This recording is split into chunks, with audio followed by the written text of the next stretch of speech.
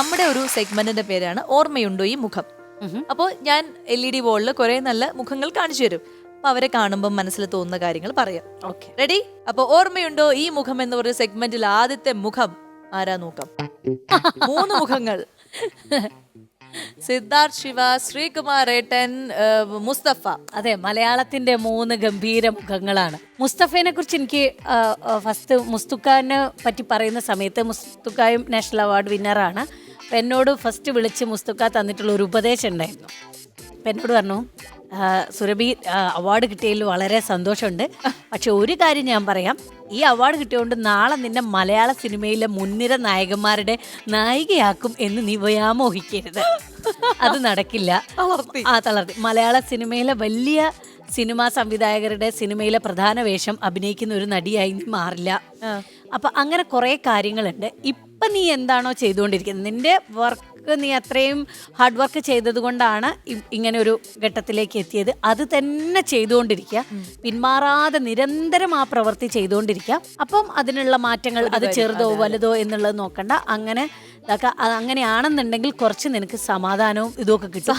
ഇപ്പം ഞാൻ ചിലപ്പോൾ ഒക്കെ എൻ്റെ ദേശീയ അവാർഡ് കാണുന്ന സമയത്ത് എന്തിനു വന്നു എന്ന് ഞാൻ ചോദിക്കാറുണ്ട്. കാരണം ഞാനും വിചാരിച്ചിരുന്നു ഇത് കഴിഞ്ഞപ്പോൾ എനിക്ക് കുറേ ക്യാരക്ടർ റോൾസും കാര്യങ്ങളൊക്കെ കിട്ടുന്നു. അത് സംഭവിക്കാത്തത് കൊണ്ട്, ഞങ്ങൾ കൂട്ടുകാരായതുകൊണ്ടും എനിക്ക് തന്ന ഒരു സാരോപദേശമാണത്.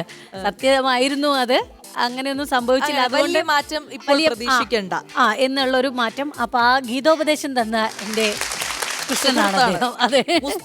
മുസ്തു. ഇനി അടുത്തത് എപ്പോഴും ചിരിച്ചോണ്ടിരിക്കുന്ന നമ്മുടെ ശ്രീകുമാരേട്ടൻ എൻ്റെ വളരെ അടുത്ത കൂട്ടുകാരിയുടെ ഭർത്താവും കൂടിയാണ്, സ്നേഹ ചേച്ചിയുടെ.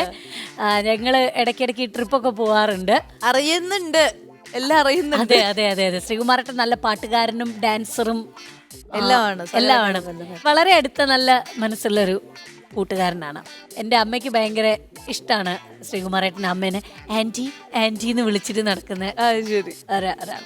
പിന്നെ സിദ്ധു ആയിരുന്നു ഇവിടുത്തെ ഭയങ്കര ബഹളക്കാരനായിട്ടുള്ള ബെസ്റ്റ് ആക്ടറുള്ള വലിയ ബഹളക്കാരൻ സിദ്ധു ആയിരുന്നു. ലാസ്റ്റ് പെയർ റൗണ്ടിലൊക്കെ വന്നതും ഞങ്ങൾ ഒരുമിച്ചായിരുന്നു. എനിക്ക് കാറ് തരാത്ത ദുഷ്ടനാണ് സിദ്ധു. കാറ് തരാത്ത ദുഷ്ടൻ. അതെ, ഇപ്പോഴും ആ പക സുരഭിച്ചിട്ട് മനസ്സിലുണ്ട്. എന്തായാലും കൊള്ളാം. അങ്ങനെ ആ ഒരു സുഹൃത്ത് ബന്ധത്തിനെ കുറിച്ച് ഒരു ഓർമ്മ നമ്മൾ കേട്ടു. ഇനി അടുത്ത ആരാ നോക്കാം. പ്രിയാമണി, വളർമതി അക്ക, ഉങ്ക മാഡം. ഹൗതു പരുത്തിവീരൻ നടക്കുന്ന സമയത്താണ് നമ്മള് തിരക്കഥ എന്ന് പറഞ്ഞ സിനിമയിൽ ഞാൻ അഭിനയിക്കുന്നത്. തിരുവനന്തപുരത്ത് ഷൂട്ടുള്ള സമയത്ത്, കൊട്ടാരത്തിന്റെ ആ ഭാഗത്ത് എവിടെയൊക്കെയോ ഷൂട്ടുണ്ടായിരുന്നു. അപ്പൊ ആ സമയത്ത് മണിയമ്പിള്ള രാജേട്ടൻ പറഞ്ഞു, പ്രിയമണി നിന്റെ പരുത്തിവീരൻ ഞാൻ കണ്ടു കേട്ടോ, നിനക്ക് ചിലപ്പോൾ ഒരു നാഷണൽ അവാർഡ് കിട്ടാൻ സാധ്യതയുണ്ട് എന്ന്. അങ്ങനെ ഒരു സ്പീഡിൽ പറഞ്ഞു.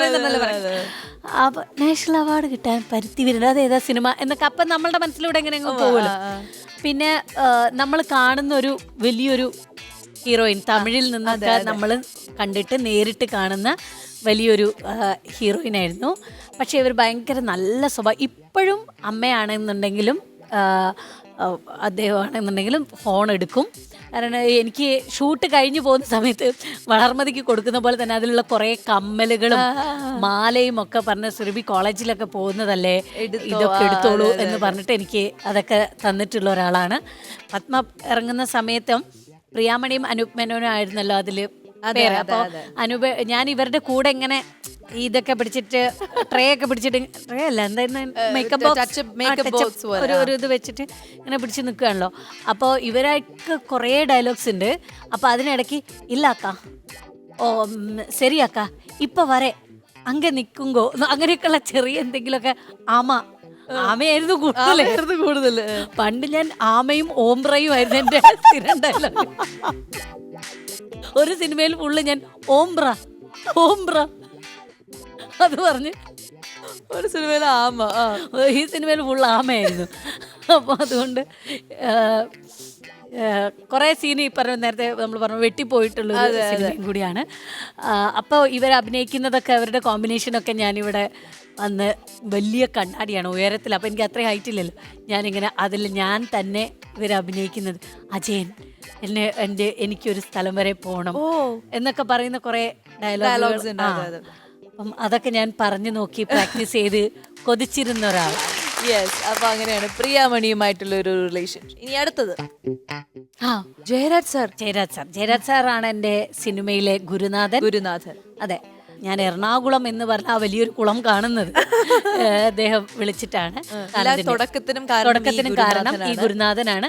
അതിനുശേഷം പിന്നെ എനിക്ക് സിനിമയിൽ അഭിനയിക്കാൻ അവസരമൊന്നും കിട്ടിയില്ല.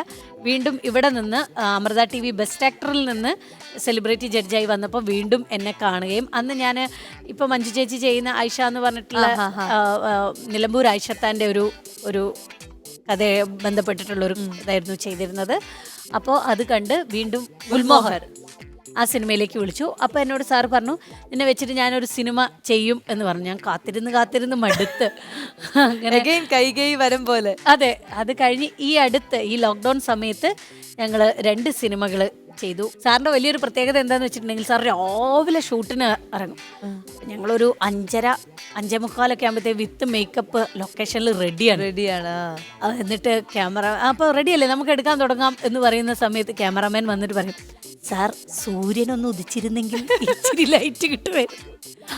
ഓക്കെ. എന്നിട്ട് ഞങ്ങൾ സൂര്യന് വേണ്ടി, സാധാരണ ആർട്ടിസ്റ്റുകൾക്ക് വേണ്ടിയിട്ടൊക്കെയാണ് വെയിറ്റ് ചെയ്യാറ്, സൂര്യന് വേണ്ടി വെയിറ്റ് ചെയ്യുന്ന ഒരുപാട് നല്ല സിനിമകൾ നമ്മുടെ മലയാളത്തിന് സമ്മാനിച്ചിട്ടുള്ള ഒരു വൈഫും വളരെ അടുത്ത സുഹൃത്തുക്കളും ഗുരുക്കന്മാരുമാണ്. ഇനി അടുത്ത ആരാണ് നോക്കാം. ഷീലാമ്മ എന്നെ ഇടയ്ക്കൊക്കെ വിളിക്കും. എനിക്ക് പേടിയാണ്, അങ്ങോട്ട് എന്ത് മൂഡിലായിരിക്കും നമ്മൾ അങ്ങനെയൊന്നും അറിയില്ല. അപ്പൊ ഞാൻ ഇടയ്ക്ക് മെസ്സേജ് ഒക്കെ അയക്കും, ഹലോ സുരഭി എവിടെയുണ്ട് എന്നൊക്കെ ചോദിക്കും. ഞാനിവിടെ ഉണ്ട്. എന്തൊക്കെയാണ് മലയാള സിനിമയിൽ ഇപ്പോൾ വിശേഷങ്ങൾ? ഞങ്ങൾ ഒരുമിച്ച് ഒരു US യാത്ര, അന്ന് സ്വാസികയ്ക്ക് വരാൻ സാധിച്ചില്ല. പോയിരുന്നു. അപ്പം എനിക്ക് ഈ പഴയ കഥകളൊക്കെ കേൾക്കാനും അന്നത്തെ എക്സ്പീരിയൻസ് ഒക്കെ എങ്ങനെയാണെന്നൊക്കെ അറിയാൻ ഞാൻ ഇങ്ങനെ പോയിട്ട് ഇങ്ങനെ ചോദിക്കും. അപ്പം ഇങ്ങനെ കുറേ സംസാരിച്ച് കഴിഞ്ഞിട്ട് എന്നോട് പറഞ്ഞു, എന്തോ സുരഭിയെ കണ്ടിട്ട് എൻ്റെ കൊച്ചുമക്കളെ പോലെ തോന്നുന്നു. അപ്പം ഞാൻ ചോദിച്ചു, കൊച്ചുമക്കളൊക്കെ എന്താ പറഞ്ഞിരിക്കുന്നത്? ഇപ്പം അമേരിക്കയിൽ പോയിട്ട് വരുന്ന സമയത്ത് എന്തെങ്കിലും കൊണ്ടുവരണം അങ്ങനെയൊക്കെ പറയുമോ? നമുക്ക് കൗതുകമാണല്ലോ. അതെ, അങ്ങനെയൊക്കെ പറയും. എൻ്റെ കൊച്ചുമക്കൾ പറഞ്ഞു, എനിക്ക് 2 മൈനയെ കൊണ്ടുവരണം.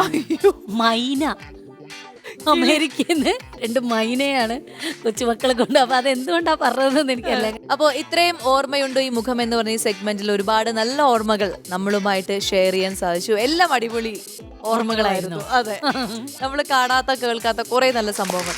So thank you.